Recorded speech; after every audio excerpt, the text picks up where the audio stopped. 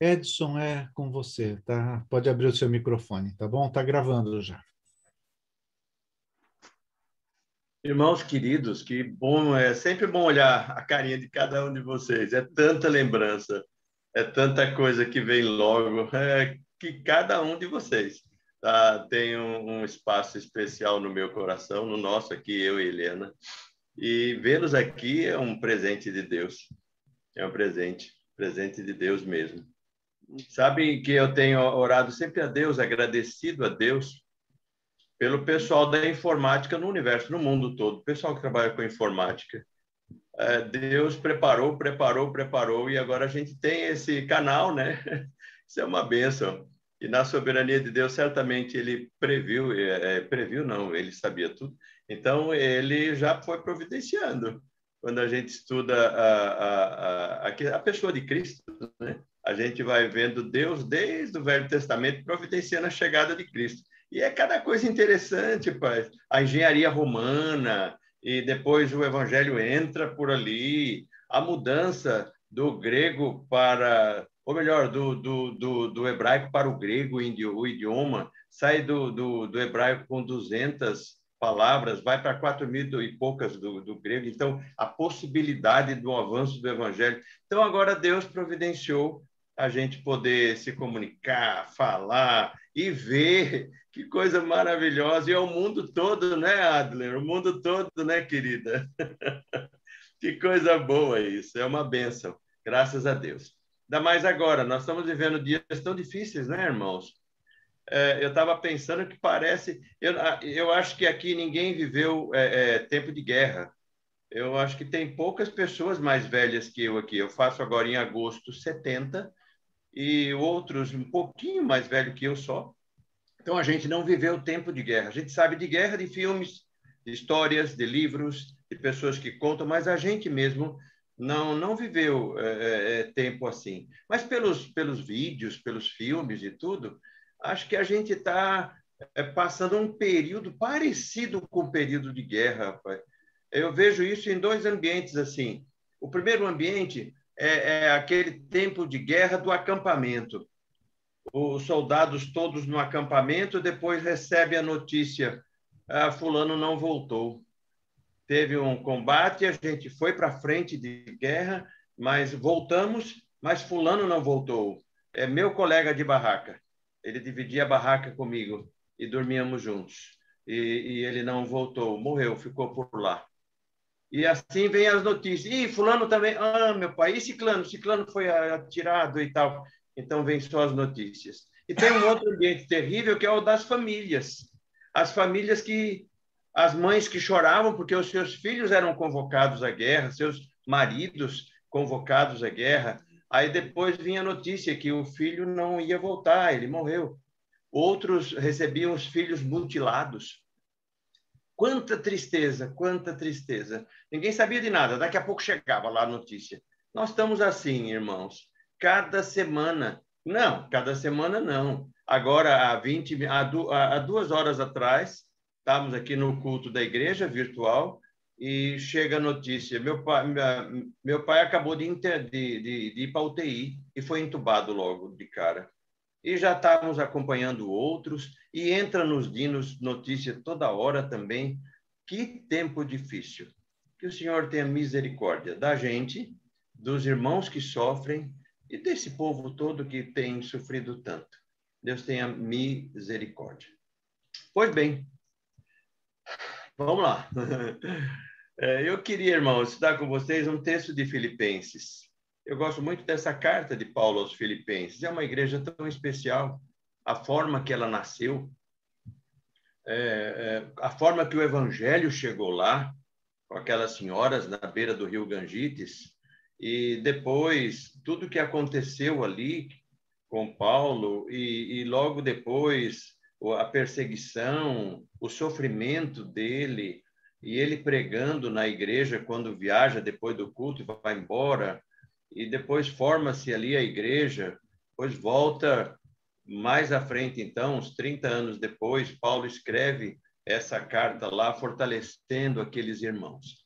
E nessa carta, ele vai colocar tantas coisas importantes sobre vida cristã. E eu queria ver com os irmãos 3 versículos só hoje.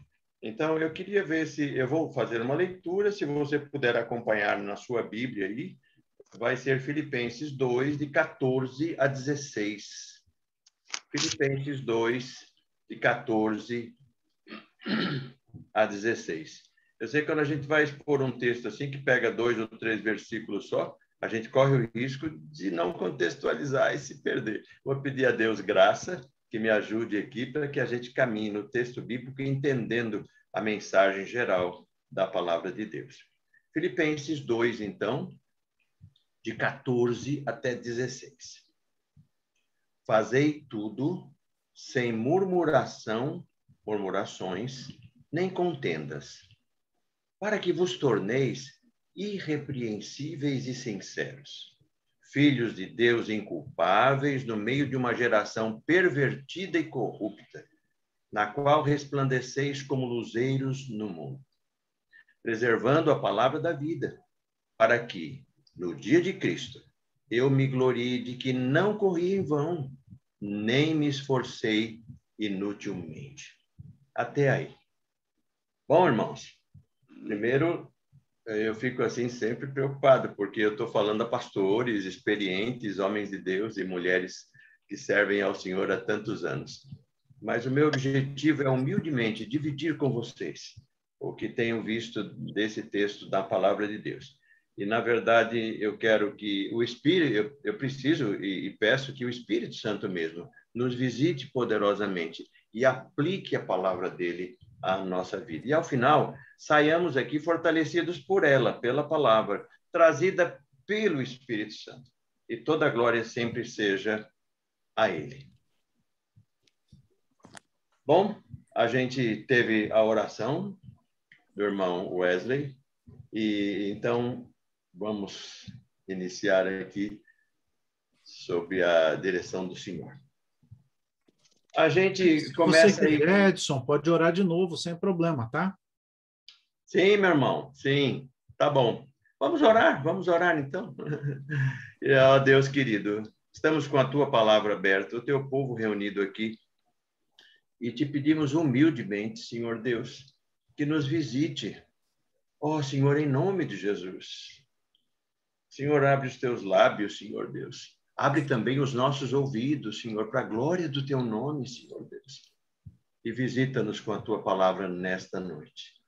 E, Senhor Deus, que a tua palavra não nos traga apenas, que o teu Espírito não nos traga apenas o conhecimento, mas a aplicação dela, fazendo-nos mais parecidos com Cristo depois do encontro com a tua palavra, Senhor.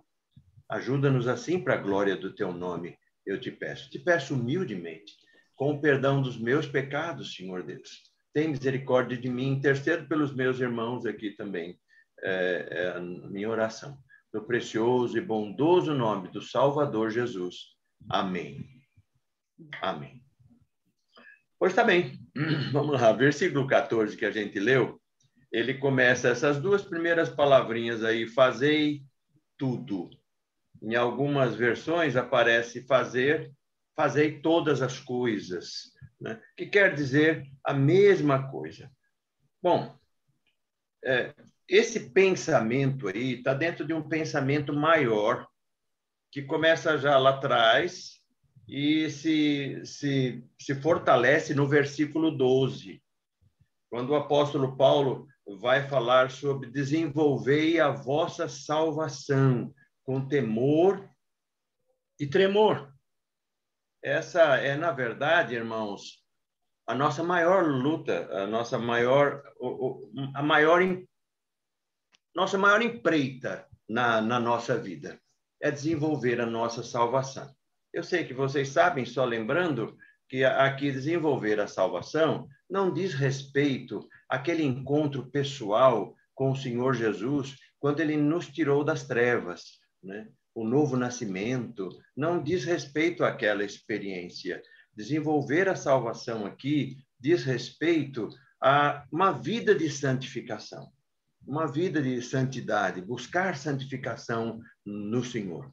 Todo crente deve ser desejoso de buscar e desenvolver a sua salvação. Nesse sentido, desenvolver a sua santificação. Tudo em relação à sua vida espiritual. E aqui, quando ele começa aqui, fazei tudo, ele traz a ideia de que na nossa vida, tudo tem que estar relacionado com Deus. Tudo. Se você tem um filho, você o cria para a glória de Deus e o prepara para viver para Deus. Esse filho começa a crescer, é um pré-adolescente, ele começa a aprender a tomar decisões. O adolescente vai começar a tomar decisões, ele precisa aprender a que essas decisões sejam tomadas considerando o projeto de Deus, o que a Bíblia ensina. Aí, daqui a pouco, ele tem que decidir o curso a fazer. Esse nosso filho precisa aprender a submeter isso ao Senhor. O que o Senhor quer da minha vida em relação ao que eu vou cursar? A escolha da namorada e o namoro olha para o casamento, como eu vou conduzir a minha família, os projetos que vamos fazer para a nossa família e trazer tudo. É como se fosse uma esfera e o epicentro ali fosse o Evangelho. Tudo gira em torno do Evangelho. Não gira em torno de uma agenda nossa, não gira em torno de aspectos financeiros, não gira em torno da forma de administrarmos a família, não, mas gira em torno do Evangelho. Então, fazei tudo aí. Tem essa conotação. Fazei todas as coisas nessa outra versão. Toda a nossa vida tem a ver com isso aí. Tem um livro muito importante, que, claro, eu recomendo. Ele foi escrito pelo pastor Leland Hicklin. O nome dele chama-se Santos do Mundo. Na verdade, ele fez uma compilação do que lá no século XVI, século XVII, os irmãos puritanos viviam. Então, ele vai mostrando, ele começa a mostrar. Esse livro foi editado pela editora Fiel, conjuntamente com projetos puritanos. Eu e o Fofá trabalhávamos juntos nesse processo todo aí, e vivemos muito abençoados com tudo isso. E esse livro vai nos mostrar que aqueles irmãos, eles aprenderam o próprio autor diz, pastor Leland, ele diz assim, que eles aprenderam a levar o piso da igreja para casa, o piso da igreja para o trabalho e o piso da igreja para a vida comunitária, a vida social. Ou seja, o que eles viviam na igreja, eles viviam em casa. E a mesma coisa eles viviam na sociedade.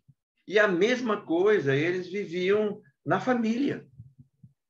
Então, não era um momento na igreja onde eu fecho os olhos, onde eu levanto as mãos, aonde eu choro e tudo. É uma coisa. Mas quando eu vou fechar os meus negócios, a honestidade é uma coisa que pode ficar de lado. Quando eu vou conversar com alguém, as palavras que eu falo não tem problema, eu digo o que eu quiser. E você, às vezes, ouve um crente conversando, você fica tão triste, porque ele não precisava ter aquele vocabulário, ele não precisava usar aquelas palavras. Mas o que está acontecendo? Porque na igreja ele diz a paz do Senhor. Na igreja, quando ele te encontra, ele fala, glória a Deus, irmão. Mas aqui, ele fala essas coisas feias todas. Palavras que ele vai dar conta a Deus, a Bíblia diz. Mas é assim que ele faz.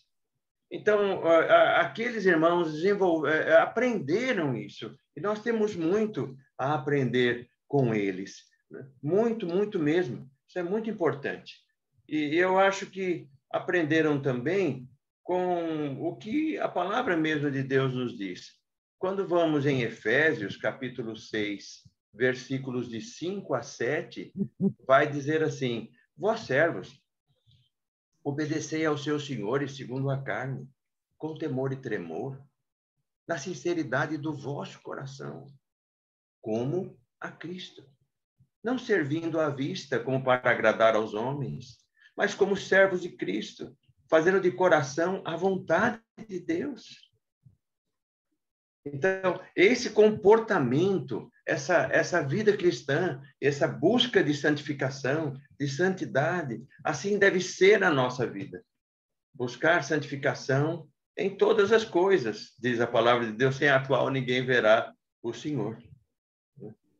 E tudo isso tem também a ver com a coerência entre as atitudes e os sentimentos.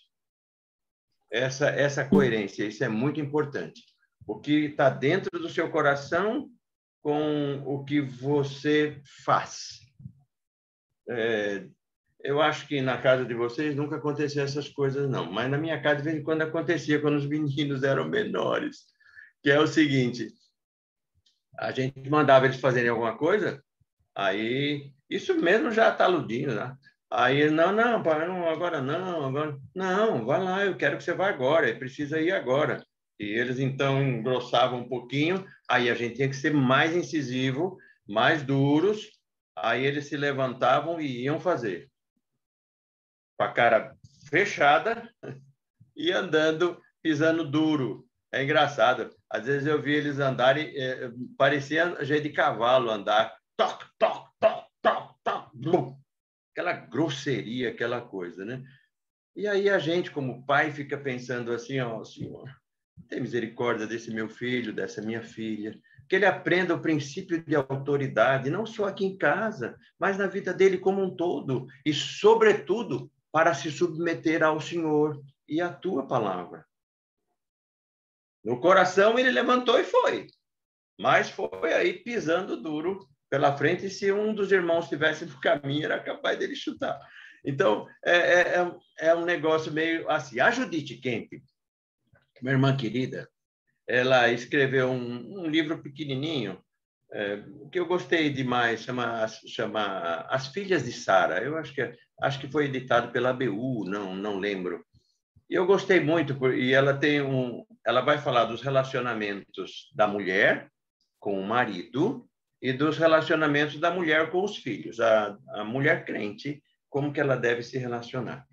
Aí chega o momento que ela vai dar um exemplo em relação à educação dos filhos. Aí ela disse que uma família estava na igreja e durante o culto, a filhinha deles já saiu de casa esquerda, né? Não tem esse negócio? De vez em quando o filho acorda estranho. Pois já saiu esquerda de casa, né? Com a carinha meio fechada, o nariz torto para um lado. Acho que alguma cãibra de noite, eles amanhecem assim, né? Aí, quando chegou lá na igreja, estava sentadinho lá, todo mundo, ela, a filhinha e o pai. Aí, no meio lá do culto, o pastor, então, irmãos, vamos ficar em pé e cantar o hino tal. Aí todo mundo levantou e ela ficou sentada, né? Aí a mãe dela, amor, levanta. Nem se mexeu. Amor, levanta. Hora do hino. Ela balançou a cabeça. Aí a mãe falou, filha, levanta. O pastor mandou todo mundo levantar. Olha para trás. A igreja está toda em pé. Mas eu não quero. Aí a mãe dela vai ao ouvidinho dela e fala aquelas coisas que a mãe sabe o que ela disse, né? A mãe já sabe, toda a irmã aqui sabe o que foi que ela disse no ouvidinho da filha, da criança lá, né? Aí daqui a pouco a menina ficou em pé. Não demorou muito, quando a mãe se postou em pé de novo, a filhinha estava em pé. Aí a menina olhou para a mãe e falou assim, por fora eu estou em pé, mas por dentro eu continuo sentada. Essa coerência entre o externo e o interno. Por fora, eu, às vezes, continuo sentado.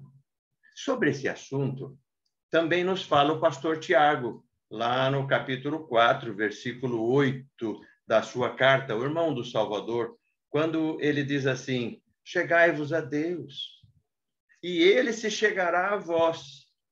Aí ele vai dizer as regras. Purificai as mãos, pecadores. E vós que sois de ânimo dobre, limpai o coração. Então, duas coisas importantes. Purificai as mãos e limpai o coração. Então, as suas mãos estão puras. Paz do Senhor, irmão. Deus abençoe. E aí, tudo bom? Graças a Deus, tudo em paz. Então, o externo. E o coração? Como é que está? Como é que está lá dentro? É isso também. Mãos puras e coração limpo, ele vai dizer. Então, fazei todas as coisas, que toda a nossa vida seja assim. Que toda a nossa vida seja com o objetivo de glorificar a Deus, no que a gente faz, no que a gente pensa, nas nossas ações, nas nossas reações. As ações são mais fáceis. As reações, às vezes, quando a gente vê, já foi. Mas se orarmos ao Senhor, se buscarmos uma vida de santidade, se a nossa vida toda tiver como centro o Evangelho, essa for a nossa grande preocupação, irmãos, nós haveremos de conseguir. Mas se o Evangelho for um adendo, se o Evangelho for um acessóriozinho ali, não pode, não pode. Quando a gente olha o povo de Israel, todo o centro da vida do povo de Israel era religião, era buscar a Deus, era servir ao Senhor. Para onde eles iam, logo tinha um acampamento lá, o lugar das reuniões onde o povo visitava. E daqui a pouco eles faziam o que não devia, Deus ia tratar com eles. Então, se nós levarmos a sério isso, aí vamos aprender a fazer todas as coisas para a glória de Deus, fazei tudo. E aí ele diz, fazei tudo sem murmuração. Obedecer com murmuração, irmãos, é quase que a mesma coisa que desobedecer. Ai, como é difícil isso, né? A palavra murmuração aqui nesse texto quer dizer queixume, desprazer, sussurro de descontentamento. Provavelmente, Paulo estava na cabeça dele, quando ele escreveu isso, ele estava pensando no povo de Israel, lá do Velho Testamento. Tudo que Moisés, por mais que Moisés fizesse, o povo tinha que reclamar. Por mais que Moisés se esforçasse, o povo não estava concordando. E tudo isso porque eles não estavam reclamando de Moisés, não. Porque Moisés era um carteiro. Ele recebia a mensagem do Senhor e entregava para o povo sabia disso. Então, eles não reclamavam de Moisés. Eles, na verdade, reclamavam de Deus. Reclamavam de Deus. E assim é a nossa vida. Quando começamos a reclamar da vida, você já viu como a gente reclama? Mas que chuva é essa? Não era para estar chovendo assim. Eu tinha um compromisso agora. E a chuva me pegou no meio do caminho, nem guarda-chuva eu trouxe. Ainda saí de moto, ó, e pronto. É só a gente reclamando. E é claro que há dificuldades mesmo, né? É um emprego que você perde, é um salário que você... É um concurso que você fez, mas daqui a pouco você tirou numa colocação privilegiada, estava praticamente dentro, o concurso foi cancelado. E tantas coisas, aquele filho tão esperado, aí houve um aborto natural e o projeto tem que começar tudo mais adiante. E aí a gente reclama. E, Moisés, talvez Paulo tivesse assim, né? Pensando no povo de Israel, aquelas reclamações o tempo todo. Então, não podemos nos esquecer, irmãos, que nós não estamos reclamando do tempo, nós não estamos nos reclamando da chuva, nós não estamos reclamando do governo que cancelou o concurso, nós estamos reclamando de Deus. Nós estamos reclamando de Deus. Pense sobre essa perspectiva. Pense sobre essa perspectiva sempre. E você vai conseguir pensar isso com mais facilidade, porque talvez na sua cabeça, irmão Edson, eu concordo com isso que você falou aí, só não sei se a gente vai conseguir fazer, mas que eu concordo. Sabe, vai ficar mais fácil fazer se o evangelho for o centro da nossa vida. Vai ficar mais fácil você lembrar disso. Vai ficar mais fácil você reagir positivamente se o evangelho for o centro da sua vida. Se o evangelho estiver sendo levado muito a sério por você. Aí vai ficar mais fácil. Você vai saber que aí vai ficar melhor. O Paulo César tem uma música com uma frase tão bonita. Ele tem muitas, né? Mas uma deles, ele diz assim: portas que se fecham são iguais às que se abrem, se fechadas ou abertas pelo Senhor. Isso é maravilhoso, irmãos. Isso é maravilhoso, é fantástico. É fantástico. O Senhor que deu um aborto a Nana no nosso terceiro filho. Logo mais à frente, alguns anos depois, ele nos deu a Sarinha. Portas que se abrem são iguais às que se fecham, se é o Senhor que está no comando. É sempre o melhor. É sempre o melhor. Não precisamos murmurar. Não precisamos, de jeito nenhum. Tudo tem a ver com o Senhor. Ele resolveu nos dar o que temos. Ele resolveu não nos dar o que não temos. Pronto. É assim que vai ser. Murmurar, reclamar das nossas coisas, da nossa vida, não é assim que o crente vai viver de jeito nenhum. Vamos voltar para Filipenses 2, capítulo 15 agora, caminhar. Aí, primeiro, então, lembrando, né, a linha toda, todas as coisas, o evangelho como centro da vida, sem murmuração, tá? No versículo 15, ele vai dizer, para que vos torneis. Ou seja, fazendo assim, vocês se tornarão irrepreensíveis e sinceros. Bom, primeiro, deixar claro aqui que irrepreensíveis não é uma pessoa perfeita. O apóstolo Paulo não era bipolar. Ele nunca pensou em perfeição aqui na Terra. Ele sabia que nós somos pecadores e no final a gente vai ler um texto que vai ficar claro. Aliás, vamos reler o texto. O texto foi lido pelo pastor Josafá quando ele falou para a gente nesse texto há uns 3 domingos atrás e aprendemos tanto e fomos tão edificados com a palavra de Deus naquele dia. Mas é importante entender isso. Não, nós somos pecadores. Mas irrepreensíveis aqui vai trazer a ideia do caráter cristão que não deve levar ninguém a se envergonhar. De jeito nenhum. Ninguém a se envergonhar do Evangelho. Ninguém a se decepcionar. Ninguém a se escandalizar pelo Evangelho. Somos pecadores. Pecamos, é bem verdade. Mas o pecado deve ser um acidente em nossa vida. E deve logo o Senhor trazer arrependimento para nós. Aí ele vai dizer aí nesse versículo 15, irrepreensíveis e sinceros. Sinceros a gente já conhece, né? Sem cera, toda aquela história do vaso que quebrava. Então, é sem mistura, isso mesmo, puro, inocente, ou sem escandalizar o Evangelho. Irmãos, algumas pesquisas, isso não é de agora, né? Desde o tempo de jovenzinho, JV, tudo, a gente ouvia pesquisas que a maior dificuldade para a pregação do Evangelho não era nem que os evangelistas encontravam, não era nem assim a força do catolicismo, por exemplo, quando você evangeliza, ou a força...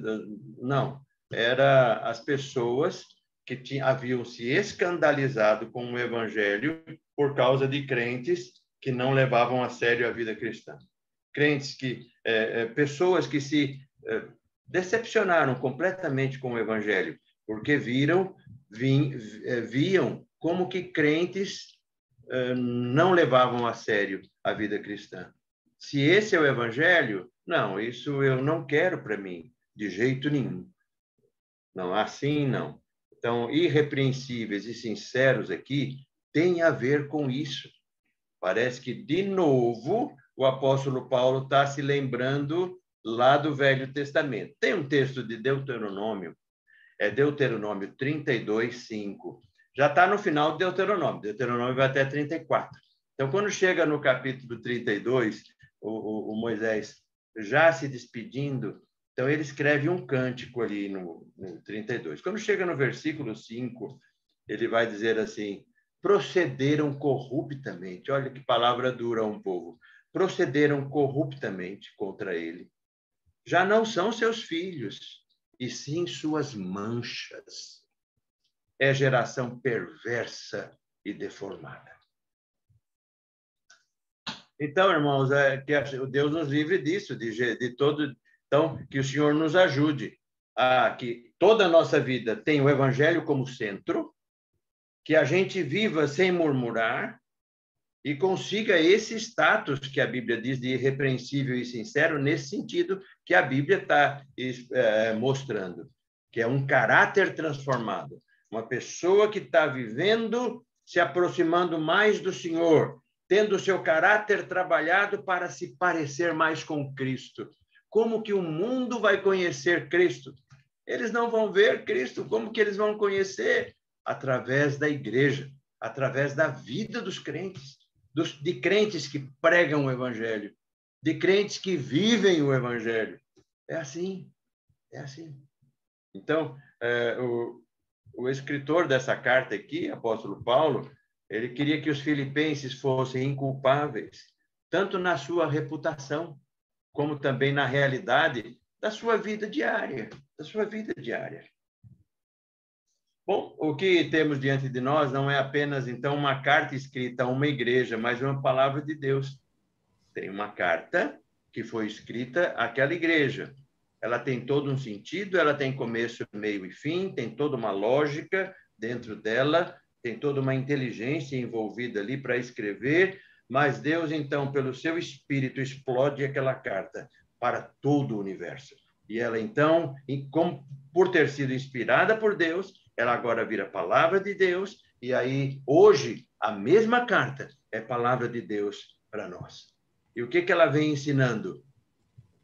A gente não leu hoje aqui, mas ainda no capítulo 2 de Filipenses, lá mais ou menos, não precisa ir lá, se você estiver aberto, pode olhar, lá no versículo 8, mais ou menos, ela vai nos ensinar que devemos ter o mesmo sentimento que também houve em Cristo Jesus.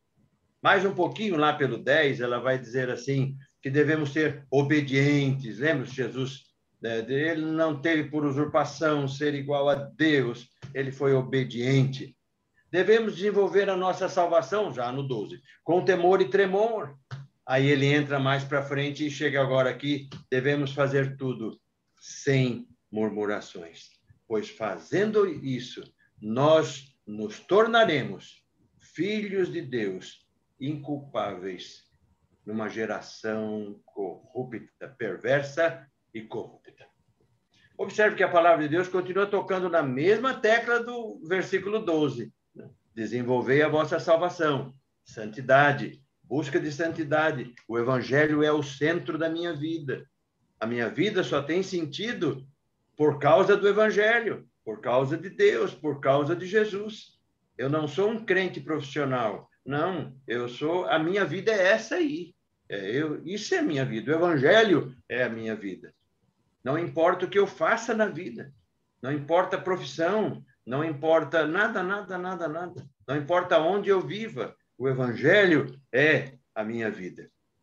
Então, a palavra de Deus continua tocando no mesmo ponto.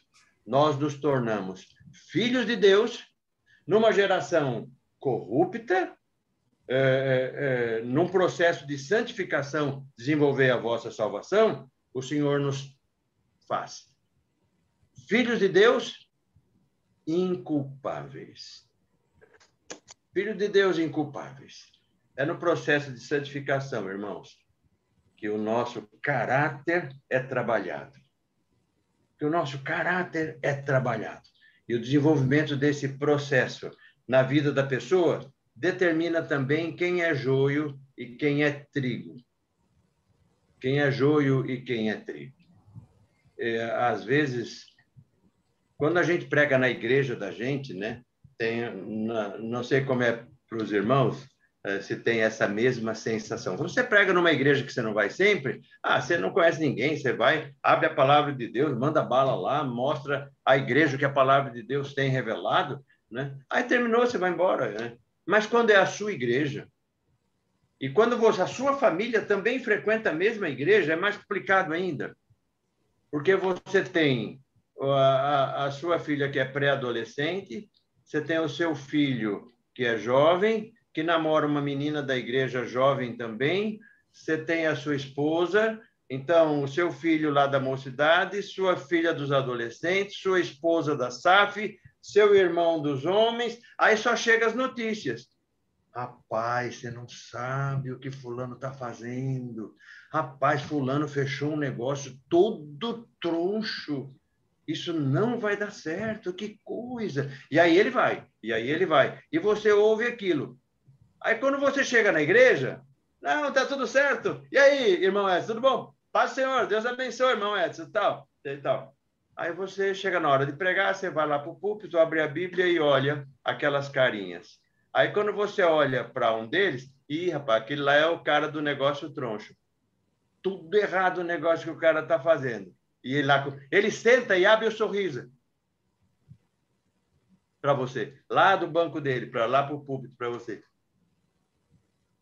Aí tem a notícia daquela moça que arranjou um namoro ímpio e que ninguém sabe na igreja e não sei o quê. Mas por quê? O seu filho é da mocidade, a namorada dele é da mocidade, o assunto chega, você fica sabendo, aí você está lá e aquele rapaz está lá, aquela menina, aquele rapaz está lá sentado,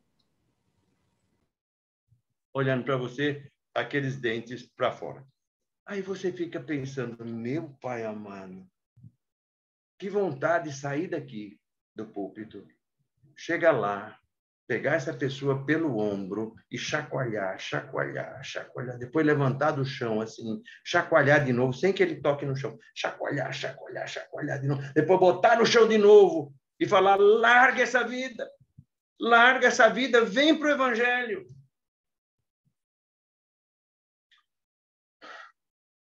Os discípulos tiveram essa vontade também, irmãos. Os irmãos se lembram? Aí ele falou, Senhor, o senhor não sabe. A gente plantou o trigo lá, veio o inimigo de noite, plantou joio e azarou tudo lá. Mas não se preocupa, não. Já mandei buscar as foices ali, nós vamos entrar e resolver isso. O senhor, não mexa nisso.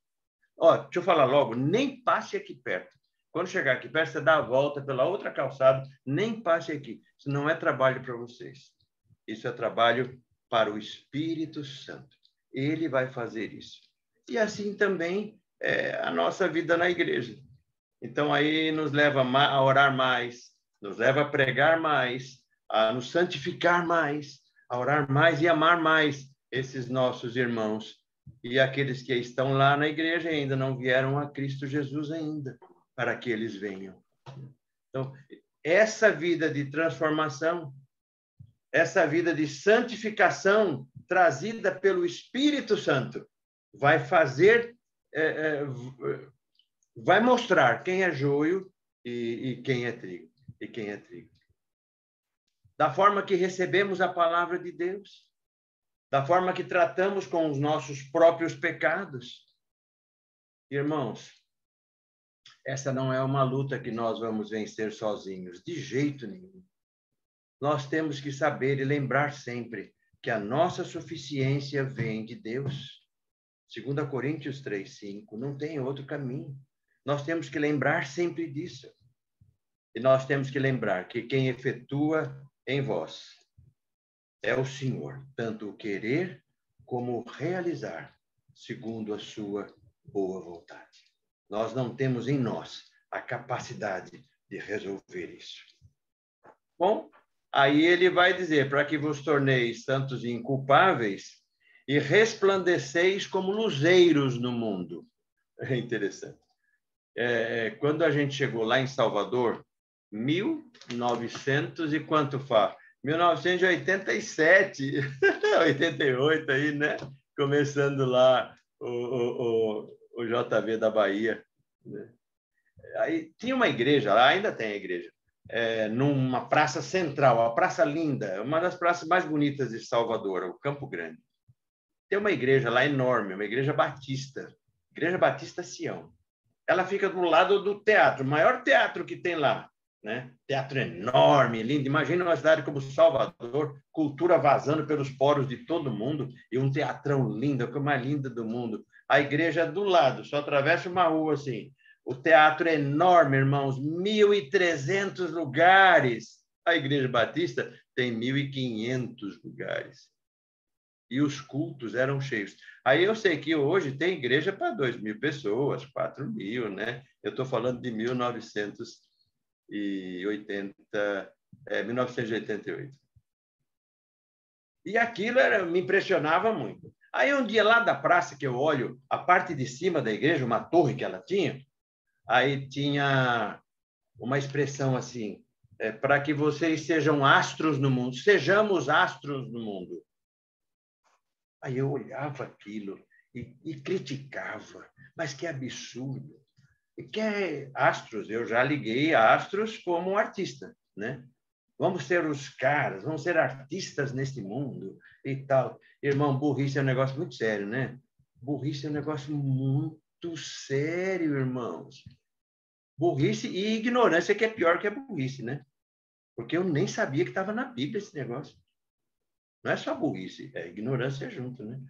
Aí, depois que eu fui ver esse texto na Bíblia, e é essa recomendação que o apóstolo Paulo está fazendo aqui. Resplandeceis como luzeiros no mundo. A ideia aqui desse texto é que, imagine uma noite escura, daquelas mesmo, né, valendo. Aí tem uma única estrela brilhando forte no meio do céu. Essa é a ideia do que Paulo está falando aqui. Resplandeceis como luzeiros do mundo, ou então como astros no universo, numa outra versão, quer dizer isso aqui. O apóstolo Paulo, irmãos, presta atenção nisso agora, é tão lindo isso, é tão maravilhoso. O apóstolo Paulo está dizendo aqui que uma vida de santificação, desenvolvendo uma vida de santificação, nós desenvolveremos objetivos missionários. É isso. É a estrela lá no meio do céu escuro, não tem mais nada. Está um navegante na sua nau, o seu barquinho lá no meio do mar. Ele precisa de referências. Ele olha para aquele céuzão escuro, para que lado que eu vou? Daqui a pouco ele vê a estrela. Ah, que bênção, tem um ali, então eu vou para cá. Uma vida transformada. Aí nós vamos resplandecer como luzeiros no mundo. Que coisa maravilhosa isso aqui, irmãos. Se queremos ser luz, se queremos ser referenciais de vida cristã, se queremos realizar um trabalho missionário, o primeiro passo é uma vida de santificação. O primeiro passo é uma vida de santificação. É isso que ele está ensinando aqui para a gente, até o versículo 15. Aí ele passa para o versículo 16, e ele vai dizer assim, preservando a palavra da vida. Às vezes eu fico pensando, ele podia estar preservando os jovens da verdade, né? Mas ele disse que não, é a palavra da vida aí. Jaziel e Josafá, no pré-JV, estavam lá na palavra da vida, lá preservando lá. Brincadeiras à parte, vamos continuar com o nosso texto. Preservando a palavra da vida. Lutero, ele comenta esse texto aqui e ele nos explica, nos ensina que esse versículo está dizendo que os crentes devem preservar para si o evangelho. Ou seja, devem ser persistentes em aplicar o evangelho e as suas verdades à sua própria vida. É isso que ele está ensinando aqui. Preservando a palavra da vida é quando o evangelho que você tem, que você vai pregar, que ele seja totalmente, primeiro, aplicado na sua vida.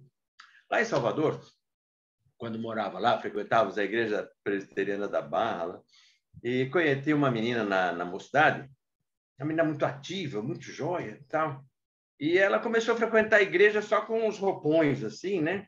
E manga, blusa só com manga aqui, pescoço meio fechado, assim. Lá em Salvador não é comum, uma cidade praiana. Aí, para vocês em São Paulo, Olha o Wesley, como é que ele está vestidão assim, né? Ele está mais para baixo de São Paulo ainda, até doido. Que temperatura, Wesley, agora, mais ou menos? Aproximadamente.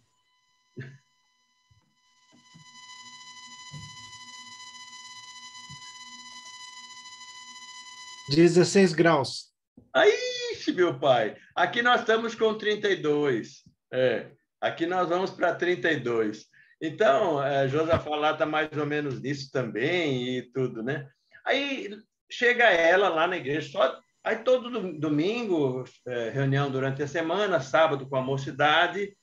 Aí um dia ela lá conversando, foi se coçar no braço assim, e o braço cheio de mancha. Umas manchas roxas feias assim no braço. Aí eu fiquei prestando atenção e preocupado, né? Era uma menina da nossa mocidade. Aí daqui a pouco eu vi que no pescoço, nessa região aqui, também tinha. Aí eu falei, é a Andréia. Aí eu falei assim, Andréia, o que é isso aí?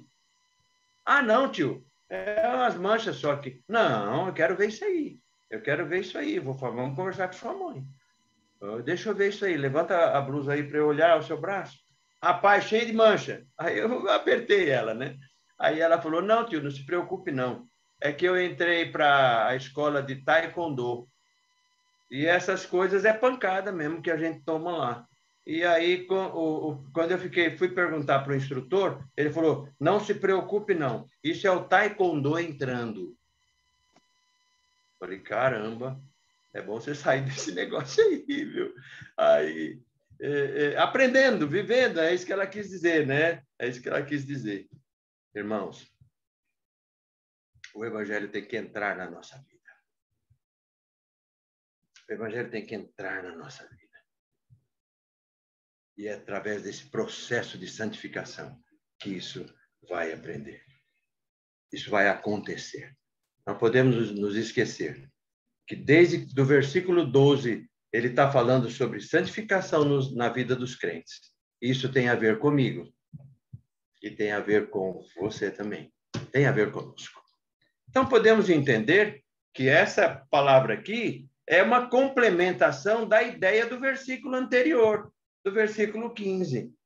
Seremos irrepreensíveis e sinceros, seremos filhos de Deus inculpáveis, resplandeceremos como luzeiros no mundo, mas para isso devemos aplicar as verdades do Evangelho, primeiro, à nossa própria vida. A nossa própria vida.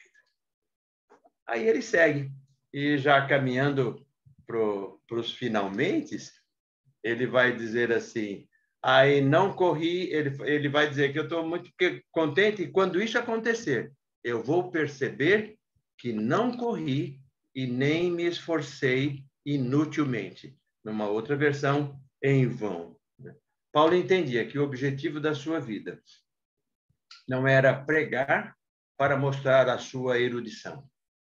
Não era pregar ou entrar em debates para mostrar que ele era o cara e que ele detonava qualquer um na frente dele porque ele conhecia muito mais que qualquer um da lei e de todas as coisas do Senhor. Não, de jeito nenhum. Ele tinha plena consciência que a finalidade da pregação, da loucura do Evangelho, era salvar vidas que haviam sido escravizadas pelo pecado e destinadas para o inferno, e que a sua maior alegria era o fato de ser reconhecido como um bom pregador ou coisa semelhante? Não, de jeito nenhum. Mas que ele pregava para que pessoas fossem preparadas para o encontro final com o Senhor Jesus. E isso desenvolvendo uma vida de salvação. Tiveram um encontro salvador com o Senhor. A graça salvífica foi aplicada. E agora, então, ele tem um desenvolvimento de uma vida cristã a cada momento na vida dele. Entendendo a soberania de Deus em todas as coisas. Reconhecendo, aceitando, crendo. E isso vai lhe dar uma nova vida. E nisso daí, ele vai dizer que os seus ouvintes fossem, ele vai dizer, não corri em vão, nem me esforcei inutilmente. O que eu quero é que os meus ouvintes desenvolvam a sua salvação até o dia da volta de Cristo. Para acontecer o quê? Para acontecer o que está escrito. em 1 Coríntios 15, de 52 a 58, que o Fá falou para a gente há uns 3 domingos atrás. E eu vou ler esse texto, vou reler, né? Hoje foi lido lá, e eu vou reler esse texto, que o apóstolo Paulo vai dizer assim: eu vou entender que eu cumpri o meu ministério quando vocês entenderem esse processo de santificação, porque eu sei que vocês passarão por isso aqui.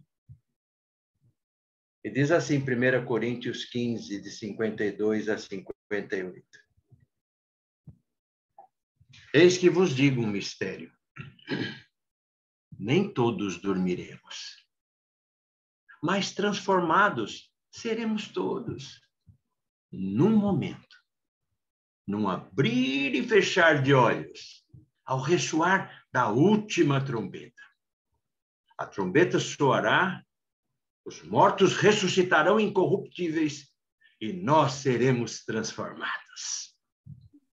Porque é necessário que este corpo corruptível se revista da incorruptibilidade e que o corpo mortal se revista da imortalidade. E quando este corpo corruptível se revestir da incorruptibilidade e que o que é mortal se revestir da imortalidade, então se cumprirá a palavra que está escrita: tragada foi a morte pela vitória. Yes! É isso! Que bênção! Que maravilha! Onde está a morte? A tua vitória. Onde está a morte? O teu aguilhão. O aguilhão da morte é o pecado, e a força do pecado é a lei. Graças a Deus, que nos dá a vitória por intermédio do nosso Senhor Jesus Cristo. Portanto, meus amados irmãos, escute isso, querido. Sede firmes, inabaláveis e sempre abundantes na obra do Senhor, sabendo que no Senhor o vosso trabalho não é vão. Aleluia. Aleluia. Eu quero terminar aqui, irmãos, mas eu quero deixar 2 perguntas aqui. A primeira pergunta: você consegue identificar bem claramente se você é trigo ou joio?